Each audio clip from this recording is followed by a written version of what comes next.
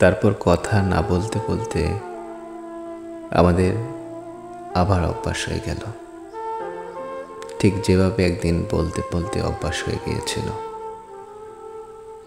তোমার আমার মাঝে দেয়াল হয়ে দাঁড়ালো এক নীরবতা। মনে হলো যেন দূরত্বটাই আমাদের নতুন সান্ত্বনা। আলাপের পথে হারিয়ে গেল উষ্ণতা, কথাটা যেন খুঁজে পেল না তাদের পুরনো ঠিকানা। চোখে চোখে কথা বলার জায়গায় এখন শুধুই নির্জনতা। আমাদের আর দেখা হয় না, কথার অভাবে জন্ম নেওয়া দূরত্বে। আমাদের গল্পটা থেমে গেল, শুধু থেকে গেল কিছু অসমাপ্ত শ্বাস আর কিছু নীরব কান্না। শব্দহীন দুপুরে অপেক্ষা আর দীর্ঘশ্বাসের মাঝখানে আমরা একে অপরকে ভুলে যেতে শিখলাম।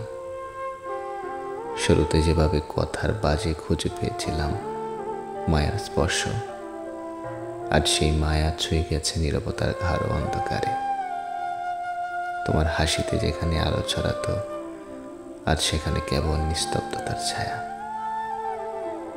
কিন্তু তবুও ভালোবাসা হারায় না, না বলার মধ্যেও থেকে যায়। মনের অলিগলি ধরে খুঁজে নেয় তার পথ।